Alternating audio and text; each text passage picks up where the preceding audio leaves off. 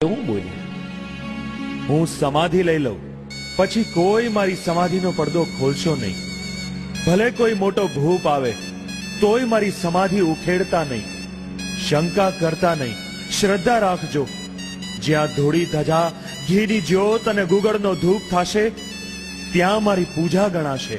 બોલો રામદેવ પીરની, હરિ ઓમ, બોલો હિંદવા પીરની. હરિ ઓમ.